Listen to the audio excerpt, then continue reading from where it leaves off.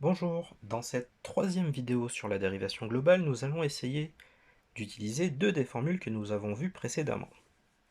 Quand on a une fonction constante, sa dérivée vaut tout le temps 0. Voici une liste d'exemples pour lesquels nous allons essayer de calculer ensemble la dérivée. N'hésitez pas à mettre la vidéo sur pause et à les faire vous-même de votre côté en avance si vous avez compris le fonctionnement de la formule. Premier exemple, ma fonction f de x est égale à 2. Donc, quelle que soit la valeur de x, le résultat sera toujours 2. Autrement dit, on est bien dans le cas d'une fonction constante, et donc sa dérivée, donc f' de x, est égale à 0. Deuxième exemple, j'ai une fonction. Cette fois-ci, je ne l'ai pas appelée f, mais g. Le principe reste exactement le même. Donc ma fonction g, quel que soit le nombre x, elle va toujours renvoyer 5,63. Autrement dit, quel que soit le x, je renvoie toujours une certaine constante. Donc sa dérivée va valoir 0. G' de x est égal à 0.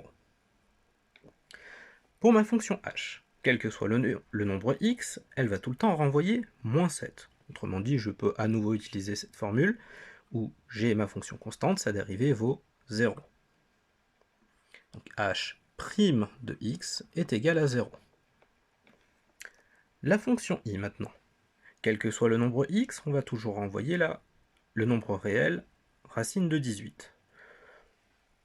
Ce nombre-là est une constante, donc j'utilise la formule qu'on a vue précédemment, autrement dit, i' de x est égal à 0.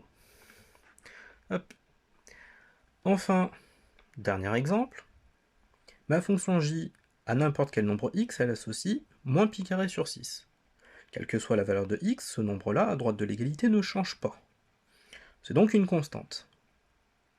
J'applique donc la formule qu'on a vue précédemment et j'obtiens que j' de x est donc égal à 0. Passons maintenant à la deuxième formule. Donc je vous l'ai réécrite ici. Quand j'ai une fonction qui a un nombre x associé x à la puissance n, où n est un entier naturel non nul, sa fonction dérivée, donc f' de x, va être égale à n fois x à la puissance n-1. Premier exemple.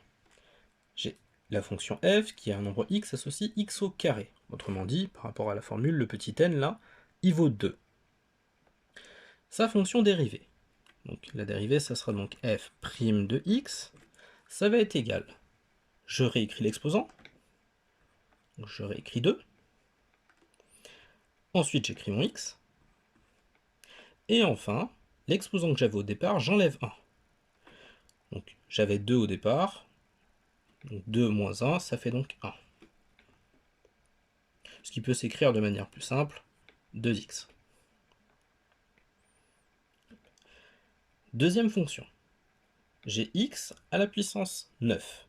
Autrement dit, dans la formule ici, le n vaut 9. La dérivée, donc g' de x, ça va donc être égal.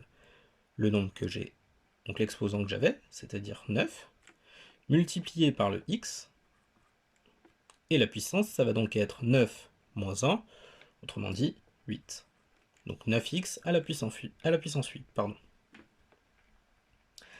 Ma fonction h, à n'importe quel nombre x, elle associe x à la puissance 100. Autrement dit, dans la formule ici, le n vaut 100. Je vais donc avoir h' de x, donc la dérivée de h, qui va valoir l'exposant, c'est-à-dire 100, le x, et la puissance, ça sera l'exposant moins 1, autrement dit 100 moins 1, 99. Enfin, tout dernier exemple, et celui-là est un petit peu particulier dans la mesure où celui-là, il faudra s'en souvenir par cœur. Donc ma fonction i, à n'importe quel nombre, elle associe lui-même. Ici, par rapport à la formule, bon, certains me diront qu'il n'y a pas d'exposant. En fait, quand un nombre n'a pas d'exposant, par définition, c'est comme s'il était à la puissance 1. Une fois que je sais ça, je peux donc appliquer ma formule. Je vais donc avoir i' de x qui va être égal à l'exposant, c'est-à-dire 1, multiplié par le x, à la puissance 1 moins 1, autrement dit 0. Vous savez que n'importe quel nombre non nul à la puissance 0, ça fait 1. Autrement dit, ma fonction i' de x, je peux la réécrire de manière beaucoup plus simple. Je peux tout simplement dire qu'elle est égale à 1 fois 1, c'est-à-dire 1. Que faut-il retenir de ce dernier petit exemple où j'ai mis le petit cœur? Ce que l'on doit retenir, c'est que la dérivée de x est égale à 1.